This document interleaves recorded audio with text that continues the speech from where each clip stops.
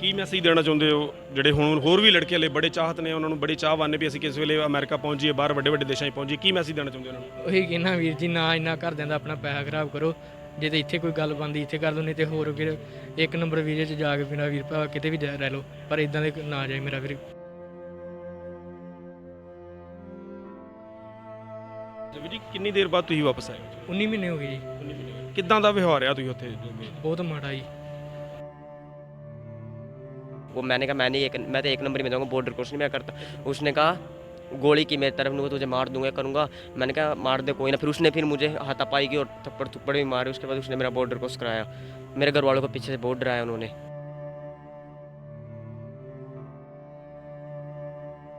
ਜੇ ਗੱਲ ਕਰੀਏ ਤੇ ਖਾਣ ਪੀਣ ਦੀ ਗੱਲ ਕਰੀਏ ਤੇ ਉਹ ਤੁਹਾਨੂੰ ਡਾਈਟ ਦੇ ਵਿੱਚ ਕਿੱਦਾਂ ਮਿਲਦਾ ਸੀ? ਖਾਣ ਪੀਣ ਨੂੰ ਬਹੁਤ ਮਾੜਾ ਜੀ, ਬਹੁਤ ਹੀ ਜ਼ਿਆਦਾ। ਰਹਿਣ ਨੂੰ ਵੀ ਨਾ ਇੰਨਾ ਵਧੀਆ, ਨਾ ਬਸ ਇਹੀ ਮਾੜਾ ਹੀ, ਕੋਈ ਵਧੀਆ ਕੋਈ ਸਿਸਟਮ ਹੀ नहीं। मेरे साथ बहुत गंदा व्यवहार रहा वहाँ पर, रोटी पानी के बाद अच्छा नहीं था। और बहुत गंदे तरीके से भी डिपोर्ट किया उन्होंने। एक बार कहते फिर कहीं ना कहीं से लेके फिर वहीं पर कैंप में भेज देते वापस ही। जेल में भी रखते थे वहाँ पर, कहीं कहीं बहुत तंग रखा उन्होंने वहाँ पर। और मारते भी हैं। कई बार ऐसा होता है कि खाने नहीं देते, 2-2 दिन आपको कमरे में बंद रखेंगे अंधेरे में। आप क्या करोगे? भूखे मरते आप उनको हाँ ही बोलोगे कि करो, जो बोल करोगे भाई वही करेंगे हम उससे। जिस तरह पैली वेच के भी मैं अपनी कीती भी, मतलब बच्चा मेरा सैट हो जाएगा, चलो मेरी दिन मुड़नगे, पर उन्होंने वास्ते कुछ नहीं होया। पौने 2 साल बाद अज बच्चा फिर वापस आ रहा।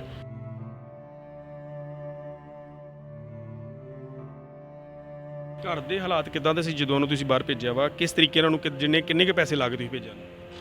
50 ਕੁ ਲੱਖ ਖਰਚਾ ਸੀਗਾ, ਵਿਗਾ ਸੀਗਾ, ਇੱਕ ਵਿਗਾ ਵੇਚਿਆ, ਇੱਕ 6 ਕਿੱਲੇ ਦਾ ਜਾਂ ਪਲਾਟ ਕਿਤੇ ਉਹ ਵੀ ਵੇਚਿਆ ਸੀ। ਸਤਿ ਸ਼੍ਰੀ ਅਕਾਲ ਪ੍ਰਾਈਮੋ ਦੇ ਵੇਖ ਰਹੇ ਦਰਸ਼ਕਾਂ ਦਾ ਸਵਾਗਤ ਹੈ। ਮੈਂ ਜਗਜੀਤ ਸਿੰਘ। ਤੁਸੀਂ ਵੇਖ ਰਹੇ ਹੋ ਦਰਸ਼ਕੋ ਕਿ ਲੋਕ ਜਿਹੜੇ ਨੇ ਲੱਖਾਂ ਰੁਪਏ ਦਾ ਕਰਜ਼ਾ ਚੁੱਕ ਕੇ ਵਿਦੇਸ਼ਾਂ ਨੂੰ ਜਾਣ ਦੀ ਤਿਆਰੀ ਕਰ ਲੈਂਦੇ ਨੇ, ਜਿੱਥੇ ਕਿ ਉਹਨਾਂ ਦੇ ਵੱਡੇ ਵੱਡੇ ਸੁਪਨੇ ਹੁੰਦੇ ਨੇ। ਸੁਪਨਿਆਂ ਨੂੰ ਸਾਕਾਰ ਕਰਨ ਲਈ ਉਹ ਵਿਦੇਸ਼ਾਂ 'ਚ ਜਾਂਦੇ ਨੇ, ਪਰ ਇਹ ਰਿਕਵਰੀ ਇੱਦਾਂ ਦਾ ਹੋ ਰਿਹਾ ਕਿ ਅਮਰੀਕਾ ਦੇ ਵਿੱਚੋਂ ਕਾਫੀ ਜਿਹੜੇ ਲੜਕੇ ਨੇ ਉਹ ਇਸ ਵੇਲੇ ਡਿਫੋਲਟ ਹੋ ਕੇ ਆ ਰਹੇ ਨੇ। ਜਿਵੇਂ ਤੁਹਾਨੂੰ ਦੱਸ ਦਈਏ ਕਿ ਪਹਿਲਾਂ ਤੋਂ 4 ਫਲਾਈਟਾਂ ਆਈਆਂ ਸੀ। ਜੇ ਅੱਜ ਗੱਲ ਕਰੀਏ ਤਾਂ ਅੱਜ 5ਵੀਂ ਫਲਾਈਟ ਜਿਹੜੀ ਆ ਅੰਤਰਰਾਸ਼ਟਰੀ airport Guru Ramdas airport Amritsar SSC ਵਿਸੇ ਪਹੁੰਚੀ ਆ, ਜਿਸ ਦੇ ਵਿੱਚ ਕਿ ਅੱਜ 69 ਬੱਚੇ ਜਿਹੜੇ ਆ ਉਹ ਅੱਜ ਵਾਪਸ ਆਏ ਨੇ। ਅੱਜ ਉਹਨਾਂ ਦੇ ਵਿੱਚ ਇੱਕ ਵੀਰ ਹੋਰ ਵਾਪਸ ਆਏ ਨੇ, ਜਿਹੜੇ ਆਪਾਂ ਉਹਨਾਂ ਨਾਲ ਗੱਲ ਕਰਾਂਗੇ। ਹਾਂਜੀ ਵੀਰ ਜੀ, ਕੀ ਨਾਮ ਤੁਹਾਡਾ ਜੀ? ਅਮਰਵੀਰ ਸਿੰਘ। ਅੱਛਾ ਵੀਰ ਜੀ, ਕਿੰਨੀ ਦੇਰ ਬਾਅਦ ਤੁਸੀਂ ਵਾਪਸ ਆਏ? 19 ਮਹੀਨੇ ਹੋ ਗਏ ਜੀ। 19 ਮਹੀਨੇ। ਕਿੱਦਾਂ ਦਾ ਵਿਵਹਾਰ ਰਿਹਾ ਤੁਸੀਂ ਉੱਥੇ ਗਏ? ਬਹੁਤ ਮਾੜਾ ਜੀ। ਕਿਹੜੇ ਹਾਲਾਤਾਂ 'ਚ ਤੁਸੀਂ ਗਏ ਸੀ ਉੱਥੇ? ਹਾਲਾਤਾਂ ਜੀ ਇਹੀ ਕਿ ਪੈਸਾ ਕਮਾਉਣ ਗਏ ਸੀ, ਪਰ ਨਹੀਂ ਉਹਨਾਂ ਐਕਸੈਪਟ ਨਹੀਂ ਕੀਤਾ ਜੀ। ਇੱਥੇ ਭੇਜਦਾ, ਕਹਿੰਦੇ ਤੁਹਾਡੀ ਸਰਕਾਰ ਤੁਹਾਨੂੰ ਐਕਸੈਪਟ ਕਰਦੀ, ਤੁਸੀਂ ਵਾਪਸ ਜਾਓ। ਅੱਜ ਗੱਲ ਕਰੀਏ ਤੇ ਕਿੱਦਾਂ ਦਾ ਵਿਵਹਾਰ ਰਿਹਾ ਸਰਕਾਰ ਦਾ ਤੁਹਾਡੇ ਨਾਲ, ਉਹਨਾਂ ਦੀ ਸਰਕਾਰ ਦਾ, ਅਮਰੀਕਨ ਸਰਕਾਰ ਦਾ, ਜਿੱਦਾਂ ਤੁਹਾਨੂੰ ਉਹਨਾਂ ਨੇ ਰੱਖਿਆ ਆ? ਪੌਣੇ 2 ਸਾਲ ਤੁਸੀਂ ਉੱਥੇ ਲਾ ਕੇ ਆਏ ਹੋ, ਕਿੱਦਾਂ ਦਾ ਰਿਹਾ ਤੁਹਾਨੂੰ? ਪੌਣੇ 2 ਸਾਲ ਤੁਸੀਂ ਕਿੱਦਾਂ ਬਤੀਤ ਕੀਤੇ? ਬਹੁਤ ਮਾੜਾ ਵੀਰ ਜੀ, ਬਹੁਤ ਹੀ ਮਾੜਾ। ਜੇ ਗੱਲ ਕਰੀਏ ਤੇ ਖਾਣ ਪੀਣ ਦੀ ਗੱਲ ਕਰੀਏ ਤੇ ਉਹ ਤੁਹਾਨੂੰ ਡਾਈਟ ਦੇ ਵਿੱਚ ਕਿੱਦਾਂ ਮਿਲਦਾ ਸੀ? ਖਾਣ ਪੀਣ ਨੂੰ ਬਹੁਤ ਮਾੜਾ ਜੀ, ਬਹੁਤ ਹੀ ਜ਼ਿਆਦਾ। ਰਹਿਣ ਨੂੰ ਵੀ ਨਾ ਇੰਨਾ ਵਧੀਆ, ਨਾ ਬਸ ਇਹੀ ਮਾੜਾ ਹੀ, ਕੋਈ ਵਧੀਆ ਕੋਈ ਸਿਸਟਮ ਹੀ ਨਹੀਂ। ਹਾਂਜੀ। ਨਹੀਂ, ਜੇ ਗੱਲ ਕਰੀਏ ਤੇ ਤੁਸੀਂ ਹੁਣ ਵਾਪਸ ਆਏ ਹੋ, ਤੇ ਵਾਪਸ ਆਉਣ ਦੇ ਵਿੱਚ ਤੁਹਾਨੂੰ ਕਿੱਦਾਂ ਦਾ ਸਹਿਯੋਗ ਰਿਹਾ ਸਰਕਾਰ ਦਾ? ਤੁਹਾਨੂੰ ਵਧੀਆ ਤਰੀਕੇ ਨਾਲ ਭੇਜਿਆ ਕਿ ਕੁਝ ਬੱਚੇ ਦੱਸ ਰਹੇ ਨੇ ਕਿ ਸਾਨੂੰ ਹੱਥ ਘੜੀਆਂ ਲਾ ਕੇ ਭੇਜਿਆ, ਉਹ ਕਿੱਦਾਂ ਦਾ ਤੁਸੀਂ ਪੂਰਾ ਖੁੱਲ੍ਹ ਕੇ ਦੱਸੋ ਯਾਰ। ਹਾਂਜੀ, ਹੱਥ ਕੜੀਆਂ ਲਾ ਕੇ ਭੇਜਿਆ ਜੀ, ਪੈਰਾਂ ਨੂੰ, ਹੱਥਾਂ ਨੂੰ, ਢਿੱਡ ਨੂੰ ਹੱਥ ਕੜੀਆਂ ਲਾ ਕੇ ਭੇਜਿਆ ਜੀ। ਕੀ ਮੈਸੇਜ ਦੇਣਾ ਚਾਹੁੰਦੇ ਹੋ ਜਿਹੜੇ ਹੁਣ ਹੋਰ ਵੀ ਲੜਕੇ ਹਲੇ ਬੜੇ ਚਾਹਤ ਨੇ, ਉਹਨਾਂ ਨੂੰ ਬੜੀ ਚਾਹਵਾਨ ਨੇ ਵੀ ਅਸੀਂ ਕਿਸ ਵੇਲੇ ਅਮਰੀਕਾ ਪਹੁੰਚ ਜਾਈਏ, ਬਾਹਰ ਵੱਡੇ ਵੱਡੇ ਦੇਸ਼ਾਂ 'ਚ ਪਹੁੰਚੀਏ, ਕੀ ਮੈਸੇਜ ਦੇਣਾ ਚਾਹੁੰਦੇ ਉਹਨਾਂ ਨੂੰ? ਉਹੀ ਕਹਿਣਾ ਵੀਰ ਜੀ, ਨਾ ਇੰਨਾ ਘਰਦਿਆਂ ਦਾ ਆਪਣਾ ਪੈਸਾ ਖਰਾਬ ਕਰੋ। ਜੇ ਤੇ ਇੱਥੇ ਕੋਈ ਗੱਲ ਬਣਦੀ ਇੱਥੇ ਕਰ ਲਓ, ਨਹੀਂ ਤੇ ਹੋਰ ਫਿਰ ਇੱਕ ਨੰਬਰ ਵੀਜ਼ੇ 'ਚ ਜਾ ਕੇ ਮੇਰਾ ਵੀਰ ਭਰਾ ਕਿਤੇ ਵੀ ਰਹਿ ਲਓ, ਪਰ ਇਦਾਂ ਦੇ ਨਾ ਜਾਏ ਮੇਰਾ ਵੀਰ। ਮੈਂ ਇਹੀ ਕਹਿਣਾ ਜੀ। ਤੇ ਕਿੰਨਾ ਕੁ ਖਰਚਾ ਲਾ ਕੇ ਗਏ ਸੀ ਤੁਸੀਂ? ਮੈਂ 27 ਲੱਖ ਲੱਗ ਗਿਆ ਜੀ, ਹੁਣ ਤੱਕ 50 ਲੱਖ ਲੱਗ ਗਿਆ ਮੇਰਾ। ਕਿਸ ਤਰੀਕੇ ਨਾਲ ਇੰਨੇ ਪੈਸੇ ਇਕੱਠੇ ਕੀਤੇ, ਕੁਝ ਪਤਾ ਤੁਹਾਨੂੰ ਮਗਰੋਂ ਜੀ? ਮੇਰੇ ਪੇਰੈਂਟਸ ਨੇ ਕੀਤਾ ਮਗਰੋਂ ਜੀ, ਮੈਨੂੰ ਭੇਜਤਾ ਜੀ। ਤੁਸੀਂ ਉੱਥੇ ਕੋਈ ਕੰਮ ਕੀਤਾ ਕਿ ਸਦਾ ਜੇਲ੍ਹ 'ਚ ਹੀ ਰਹੇ ਉੱਥੇ? ਜੇਲ੍ਹ 'ਚ ਹੀ ਰਿਹਾ ਜੀ। ਹਾਂਜੀ। ਕਦੀ ਮੰਗ ਨਹੀਂ ਕੀਤੀ ਸਰਕਾਰ ਕੋਲ ਕਿ ਸਾਨੂੰ ਜਿੰਨੇ ਦਿਨ ਅਸੀਂ ਇੱਥੇ ਆਏ ਆ ਸਾਨੂੰ ਉਹਨਾਂ ਦਿਨ ਕੰਮ ਕਰਨ ਦਿੱਤਾ ਜਾਵੇ, ਅਸੀਂ ਆਪਣੀ ਰੋਟੀ ਕਮਾ ਸਕੀਏ? ਕੀਤੀ ਹੈ ਜੀ, ਕਹਿੰਦੇ ਨਹੀਂ, ਕਹਿੰਦੇ ਤੁਹਾਨੂੰ ਵਾਪਸੀ ਭੇਜਣਾ। ਤੇ ਸਰਕਾਰਾਂ ਕੋਲੋਂ ਕੀ ਮੰਗ ਕਰਦੇ ਹੋ ਆਪਣੀ? ਤੁਸੀਂ ਹੁਣ ਵਾਪਸ ਇੰਡੀਆ ਪਹੁੰਚ ਗਏ ਹੋ, ਇੰਡੀਆ ਪਹੁੰਚਣ ਤੇ ਆਪਣੀ ਸਰਕਾਰ ਕੋਲ ਕੀ ਮੰਗ ਕਰਦੇ ਹੋ? ਇਹੀ ਮੰਗ ਕਰਦਾ ਜੀ, ਹੈਲਪ ਕਰੇ ਜਿੰਨੀ ਤੋਂ ਜਿੰਨੀ ਹੋ ਸਕਦੀ ਹੈ ਜੀ। ਸਾਡੇ ਸਾਰੇ ਵੀਰ ਭਰਾਵਾਂ ਦੀ ਹੈਲਪ ਕਰੇ, ਮੈਂ ਨਾ ਕਿ ਮੇਰੇ ਸਾਰੇ ਵੀਰ ਭਰਾਵਾਂ ਦੀ ਹੈਲਪ ਕਰੇ। ਬਹੁਤ ਪੈਸਾ ਲੱਗਾ ਸਾਰੇ ਵੀਰ ਭਰਾਵਾਂ ਦਾ। ਠੀਕ ਹੈ। ਸਾਡੇ ਨਾਲ ਇੱਥੇ ਹੋਰ ਵੀ ਲੜਕੇ ਆਏ ਨੇ, ਉਹਨਾਂ ਨਾਲ ਗੱਲ ਕਰਦੇ ਹਾਂ ਜੀ। ਕੀ ਨਾਮ ਤੁਹਾਡਾ ਜੀ? अक्षय कुमार है जी नाम। ਅੱਛਾ ਜੀ, ਤੁਸੀਂ ਕਿੰਨੇ ਚਿਰ ਬਾਅਦ ਆ ਰਹੇ ਹੋ ਵਾਪਸ ਤੋਂ? मैं 1 साल हो गया जी घर से निकले, अब 1 साल के बाद जा रहा हूँ घर पर मैं। ਜੋ ਤੁਹਾਡੇ ਨਾਲ ਗੱਲ ਕੀਤੀ ਜਾਵੇ ਤਾਂ ਉੱਥੇ ਕਿੱਦਾਂ ਦਾ ਵਿਵਹਾਰ ਰਿਹਾ ਤੁਹਾਡੇ ਨਾਲ? ਤੁਸੀਂ ਕਿੱਦਾਂ ਉੱਥੇ ਡਿਫੋਲਟ ਹੋਏ? मेरे साथ बहुत गंदा व्यवहार रहा, पर रोटी पानी के बाद अच्छा नहीं था, और बहुत गंदे तरीके से भी डिपोर्ट किया उन्होंने। एक बार कहते फिर कहीं ना कहीं से लेके फिर वहीं पर कैंप में भेज देते वापस ही, जेल में भी रखते थे वहाँ पर, कहीं कहीं बहुत तंग रखा उन्होंने वहाँ पर। ये आप यहाँ से कैसे गए थे वहाँ पे? वहाँ से मैं एक नंबरी के उसमें गया था, एजेंट ने कहा तू एक नंबरी में जाएगा आगे। मैं पहले तो उसने मुझे रशिया भेजा, फिर उसने मुझे मैक्सिको भेजा, और तुझे कहा तुझे मैं एक नंबरी में भेजूँगा आगे अमेरिका, मैक्सिको जाना पड़ेगा। फिर वहाँ पर मुझे पुलिस वालों ने अरेस्ट कर लिया, फिर वहाँ पर मुझे 17 दिन एयरपोर्ट पे रखा, उसके बाद कैंप में लेकर गए। ना तो मेरे कोई मिलने आया, ना किसी एजेंट पे फ़ोन होता था, एजेंट ने नंबर दूसरा ले लिया था, बदल लिया था। उसके बाद मेरे घर वालों से भी एक महीने में कुछ एक आधी बार बात होती थी। उसके बाद मुझे कोई जब मैं वहाँ से निकला, कोई बंदा आया मुझे बाहर लेने आया, तो मुझे वो बॉर्डर पे ले गया, कहता है तू बॉर्डर क्रॉस कर। वो मैंने कहा मैं तो एक नंबर में जाऊँगा, बॉर्डर क्रॉस नहीं मैं करता। उसने कहा गोली की मेरी तरफ, तुझे मार दूंगा करूँगा। मैंने कहा मार दे कोई ना। फिर उसने मुझे हाथापाई की और थप्पड़ थप्पड़ भी मारे। उसके बाद उसने मेरा बॉर्डर क्रॉस कराया, मेरे घर वालों को पीछे से बहुत डराया उन्होंने। नहीं तो अभी बात करो आपसे, तो आप वहाँ पे कैसे पहुँचे और कैसे हालात थे वहाँ के आप जाने के रहने के बहुत लिए? गंदे हालात थे, बहुत गंदे, रहने के ही हालात नहीं थे वहाँ पर बिल्कुल भी। तो अभी जब वापस आए तो वापस कैसे आए? आपको कैसे हथकड़ी लगा कर आए कि ऐसे ही आए? हथकड़ी लगा के आए हैं। हाँ जी। ओके, वो खेलने के लिए बिल्कुल छोटा सा ग्राउंड था, जैसे हम टॉयलेट होते हैं, छोटा सा इस तरह का ग्राउंड था, ना ज़्यादा बड़ा था, बस वैसे घूमने फिरने के लिए कुछ भी अच्छा नहीं था वहाँ पर। कुत्ते जो को नहीं खिलाते हैं। खाने पीने की बात की जाए तो आपको खाने पीने के लिए भोजन मिलता था वहाँ पे? ब्रेड देते थे 2 एक दिन में, जैसे 2 टाइम खाना देते थे, 2 ब्रेड बस, और कुछ नहीं था खाने के लिए, पानी देते थे और कुछ जब नहीं भी वापस आए तो वापस आने के लिए कैसे लगा आपको? जब यहाँ पे इंडिया आए हो आपको कैसे महसूस हो रहा है? था। जहाज में तो बिल्कुल गंदा व्यवहार हुआ, जब उतरे तब अच्छा लगा, जहाज में तो बिल्कुल नहीं अच्छा लगा था जब हथकड़ी लगी थी। तो अभी वापस आ रहे हो, आप इंडिया पहुँच गए हो, अभी आपको कैसा महसूस हो रहा है? अब अच्छा महसूस हो रहा है। और क्या मैसेज देना चाहते हो लड़कों को जो अभी अभी भी काफ़ी नौजवान हैं जो बाहर जाना चाह रहे हैं? मैं तो ये कहता हूँ दूसरे की, जैसे कोई एजेंट आ जाता है तो उनके चक्करों में मत फिरो, अपना आईलेट्स करो, एक नंबर में काम करो, किसी दूसरे के उसमें मत फिरो, वो अच्छा है। ਸਾਡੇ ਨਾਲ ਇੱਥੇ ਹੋਰ ਵੀ ਨੌਜਵਾਨ ਹੈਗੇ ਨੇ, ਅਸੀਂ ਉਹਨਾਂ ਨਾਲ ਗੱਲ ਕਰਾਂਗੇ। ਹਾਂਜੀ ਵੀਰ ਜੀ, ਕੀ ਨਾਮ ਤੁਹਾਡਾ ਜੀ? भी दुल सुशील है जी मेरा नाम। कहाँ के रहने वाले हो मैं आप? हरियाणा का रहने वाला हूँ जी। अच्छा, आप कितनी देर लगा कर आए हो वहाँ पे? मैं लगभग 19 महीना लगा के आया हूँ, 2 साल के लगा लो। तो कैसे गए थे आप वहाँ पे? जी गए तो एक नंबर में थे जी, एजेंट बोलते हैं एक नंबर है, चढ़ाते हैं 2 नंबर में जी। ये स्टोरी है जी हर बंदे की, जो बंदा इंसाफ मांगता है कि क्यों करते हो हमारे साथ, जब आप नहीं पहुंचा सकते हो हमें एक नंबर में, तो 2 नंबर में धक्के से करते हैं, किडनैप करते हैं, बेसुखली करते हैं। आप छोटे भाई को देखो आपने कि कैसे बोल रहा था कि वो हमारे साथ कितनी बदतमीजी करते हैं। नहीं, आपके साथ क्या हुआ? आपके साथ कैसा व्यवहार रहा उनका? यही सेम था जी, बॉर्डर क्रॉस करवाते हैं, बॉर्डर से पहले पैसे खोस लेते हैं, जो आपके पास पैसे हैं जो सारे वो अपने पास छीन लेते हैं, और मारते भी हैं। कई बार ऐसा होता है कि खाने नहीं देते, 2-2 दिन आपको कमरे में बंद रखेंगे अंधेरे में। आप क्या करोगे? भूखे मरते आप उनको हाँ ही बोलोगे कि करो, जो करोगे भाई वही करेंगे हम उससे। क्या सपना था आप जब वहाँ पे गए तो? क्या सपना लेकर गए थे आप अमेरिका जाने के लिए? क्या सपना था आपके दिल में? सपना तो यही था कि जी एक नंबर में जा रहा हूँ, अपना स्टेटस बनाऊँगा, फैमिलीज़ का स्टेटस बनेगा, अच्छा पैसा कमाऊँगा, अपने देश की तरक्की भी होएगी सर, बस यही है। नहीं, कितने पैसे लगा कर गए और कैसे पैसे इकट्ठे किए थे? जी 15 लाख लगाए थे जी, फैमिली ने इधर उधर से जोड़ा था, बस जी सारे लगा दिए। और क्या मैसेज देना चाहते हो अभी या नौजवानों को अपने को? मैं यही कहना चाहता हूँ जी, पहली बात तो जी सोचो ना कि आप अमेरिका जाओ, जो जाना है तो प्रॉपर प्रोसेस के साथ जाओ, सिस्टम से के साथ जाओ, मतलब अम्बेसी है, अम्बेसी से फाइल अप्लाई करो, वीज़ा लगे तो जाओ। तो किसी एजेंट के बाद में तो आओ ना कि आपको एक नंबर वीज़ा मिल सकता है, क्योंकि उनके पास कोई वीज़ा नहीं है, सिर्फ वो एक नकली गेम है जो वो चढ़ा देते हैं, आपको धोखाधड़ी से पहुंचा देते हैं वहाँ। नहीं, अमेरिका गवर्नमेंट का कैसा व्यवहार रहा आपके साथ और आने और जाने में? जी उनका व्यवहार तो जैसे जंगली कुत्तों को नहीं रखते जी, जैसे वो हमें रखते हैं जी, हथकड़ियों में रखते हैं, सूरज नहीं दिखने देते जी 1 साल, तो सूरज भी, मैं तो 1 साल सूरज भी नहीं देखा कि मैं जेल में था जी। बेसिकली मैं सेंटर में भी नहीं था, डिटेंशन सेंटर में, करेक्शनल सेंटर में था मैं। डिटेंशन सेंटर और करेक्शनल सेंटर में डिफरेंस है। करेक्शनल है जो आप मतलब आपको एक मुलजिम की तरह वो आपके साथ बिहेव करेंगे। आपने पैरों में आप तस्मे नहीं डाले हुए, क्या हुआ है? ये उन्होंने निकाल लिए थे हमारे, जिस दिन हमने मतलब उन्होंने, मैं पहली बार पकड़ा था, उन्होंने निकाल लिया था कि हम किसी के साथ मतलब ये ना कर सकें कि मार ना सके किसी को, या अपने आप को हानिकारक ना पहुंचा सके अपने आप को।